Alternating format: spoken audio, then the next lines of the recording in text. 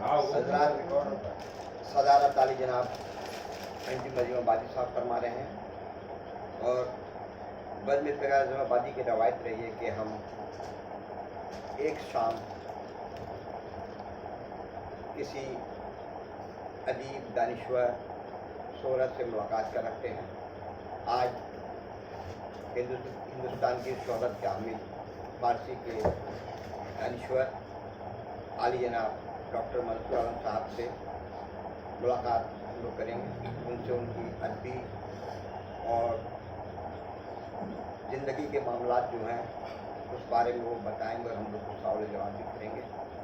सबसे पहले तिलावत कलाम रब्बानी के लिए मैं रईस आज़म हैदर साहब से गुजारिश करें कि और तिलावत कलाम रब्बानी।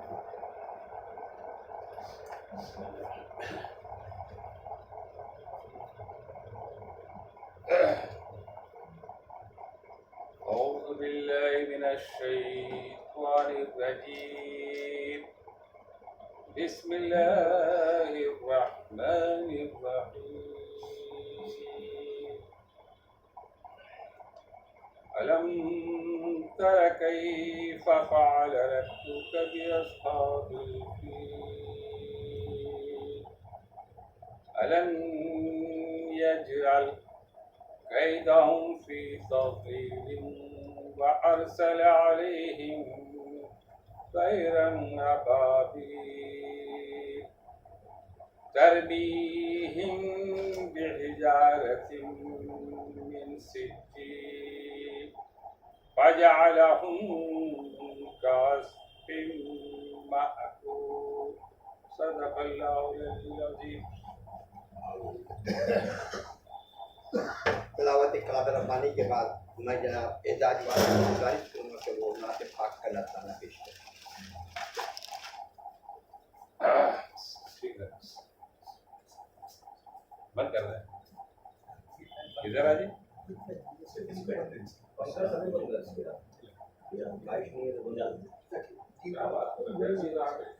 पाक पेश करो।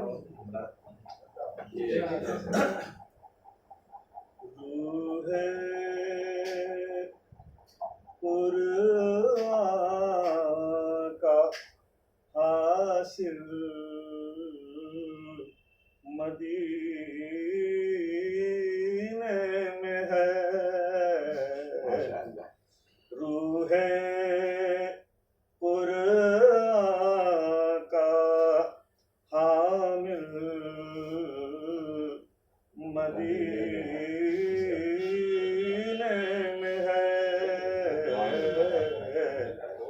परतबे ज़ाते कामिल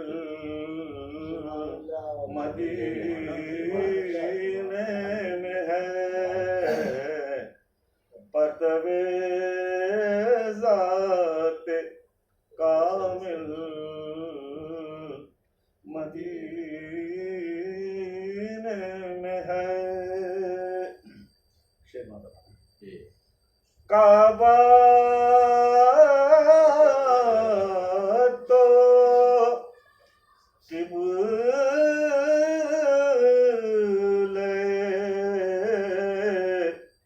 ईमान है बिल यकीन, काबा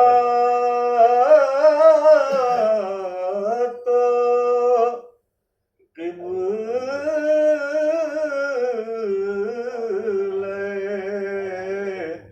ईमान है बिल यकीन, और ईमान का हासिल मदीने में है, और ईमान का हासिल मदीने में है। और इसे सुनेगा जिसकी तख्लीक़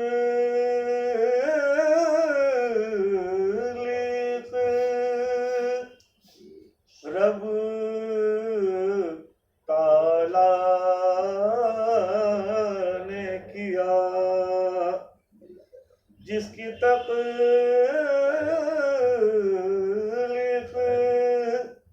रब ताला ने किया, जी हशम अर्श, जी हशम अर्श वासिल मदीने में है, जी हशम अर्श वासिल मदीने में है। या आखिरी शेर मज़ा फरमाएं। दीद मुश्ताक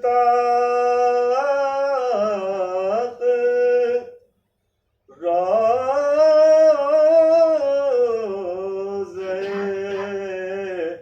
अनवर मेरा, दीद मुश्ताक रोज़े अनवर मेरा,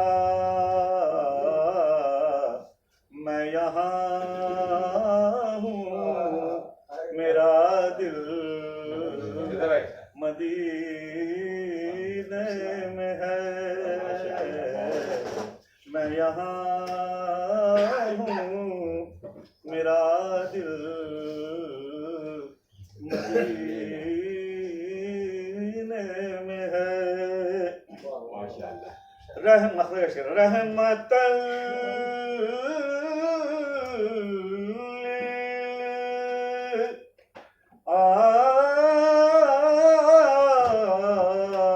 आलमी है एजाज वो, रहमतल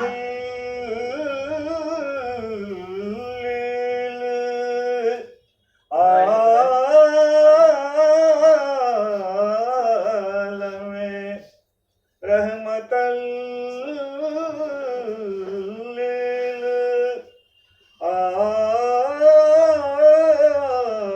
आलमी है एजाज वो, सबकी पुरसिश का हामिल मदीने में है।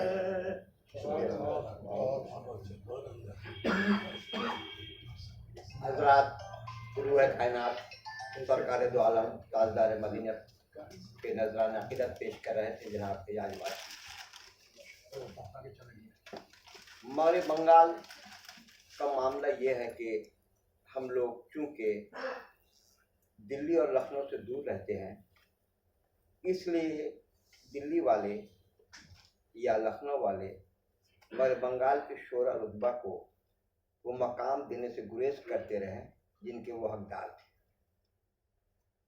नस्साख से लेकर परवेज शाहिदी तक वो मकाम जिनके वो हकदार थे नहीं दिया गया, और आज भी ही आलम है।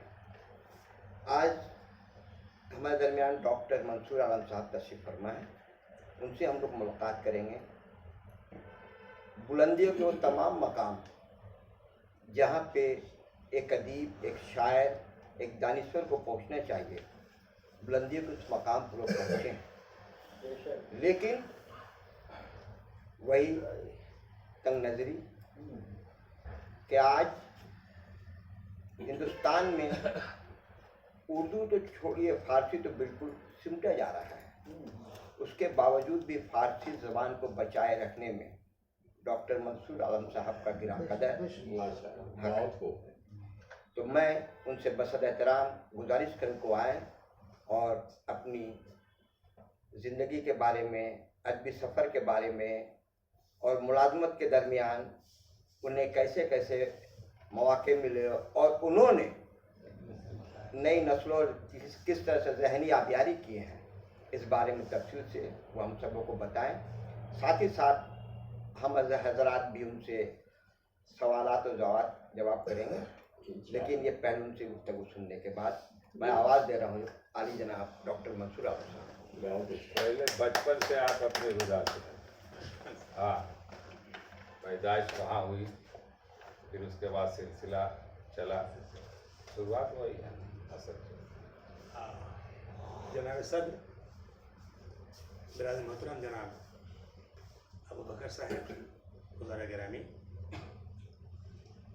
फारसी एक शेर है कि दिल में रवाज दस्तम साहिब दिलन खुदारा दर्दा के राज बिन्हा कहद शुदा शिकार।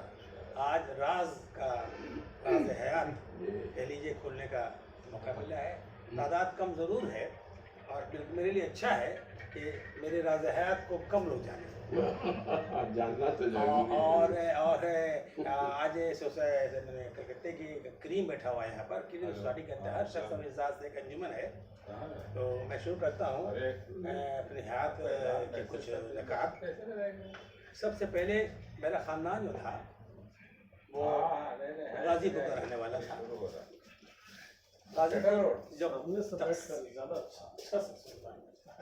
गाज़ीपुर की जब तकसीम हुई, 3 ज़िला बना, बलिया बन गया, सिकंदरपुर बन गया। तो उस ज़माने में शादी जब होती थी तो लोग जायदाद देते थे, खेत वगैरह दे दिया करते थे।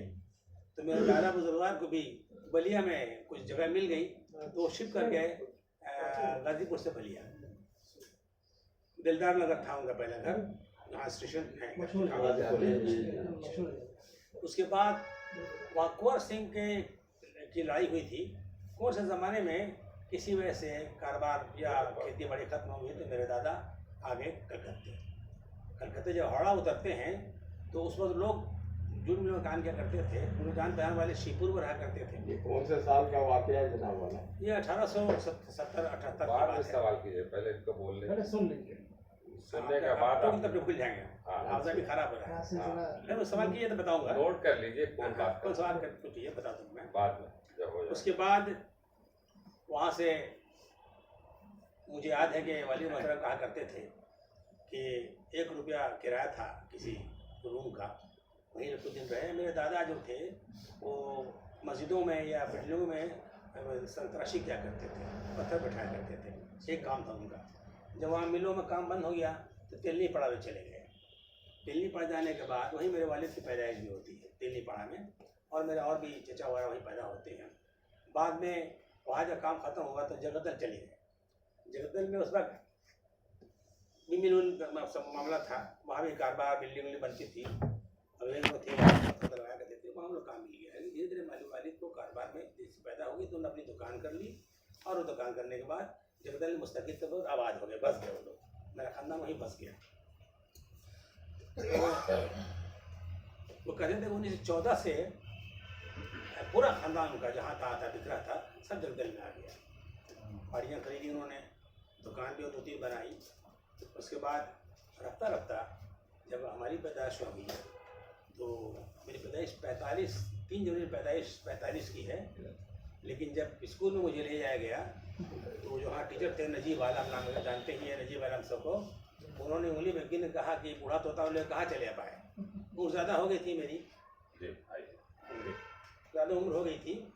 तो उन्होंने कहा कि इनकी उम्र वालिद लिख के दिया था 3 जनवरी 45, तो उन्होंने 49 कर दिया। अगर 49 नहीं करते तो न मैं पीसी मेंबर बनता, न प्रोफेसर बनता, न अवार्ड मिलता, कुछ भी नहीं होता, वक्त निकल जाता मेरा। तो बड़ा करम था उनका, मैंने हमेशा उनकी इज्जत की और वो हमेशा वो ज़िंदगी रहा मेरे साथ, उनके साथ गुजारा मैंने। और अच्छी सनत थी, अंग्रेज़ी अच्छा पढ़ाते थे। अंग्रेज़ी की शुद्ध बुद्ध जो अगर मुझे मिली है तो उन्हीं उस्ताद से मिली थी। हालांकि खुद मैट्रिकुलेट थे वो, लेकिन इतनी शानदार फर्स्ट बुक पहले हुआ करता था, जो फर्स्ट बुक पढ़ लिया अंग्रेज़ी का, उसकी अंग्रेज़ी कैसी होती जानते हैं। उसके बाद चश्मा से मैंने स्कूल पास किया, 62-3 पास किया मैंने, चले गया मैं मोहसिन कॉलेज चला गया मैं, वहाँ सेकेंडरी पास करने, वहाँ उस वक्त प्री यूनिवर्सिटी कहलाता था, 1 साल का कोर्स था। और यहाँ करते हुए प्री यूनिवर्सिटी कहलाता था, वहाँ यूनिवर्सिटी इंट्रांस कहलाता था। जावेद खान ने कहा, जावेद खान प्रोफेसर हुआ करते थे, उन्होंने कहा कि चलो मुज़ाफ़राबाद से निकल के चलो कलकत्ता चलो। कलकत्ते के चांद था, एक कलकत्ता देखा जाए। ज़्यादातर मैंने खुशी ही होती थी कि कलकत्ता में कुछ सीखा भी जाएगा। तो जावेद खान साहब को लेके चले आए कलकत्ता। मोहसिन कॉलेज से मैं चलाया, मज़ाद कॉलेज चलाया। ये 1963-64 की बात है। मैंने फर्स्ट में दाखिला ले लिया, लेकिन मैंने उर्दू और उसमें दाखिला लिया। जावेद नाम तो उर्दू प्रोफेसर थे, उन्होंने कहा उर्दू में पढ़ो, उर्दू में काम होगा। लेकिन जब professor Abbas Ali Mahmood head department थे, जो वो आया करते थे, तो मुझे किसकी फारसी में किसका नंबर ज़्यादा है, बदकिस्मती कही या खुशकिस्मती की मेरे नंबर ज़्यादा था। तो उन्होंने कहा भाई आप फारसी में जाइए, हम यहाँ क्यों उर्दू बैठे हुए हैं। इस तरह से मैं मजबूर होकर मैं फारसी शोबे में चला गया।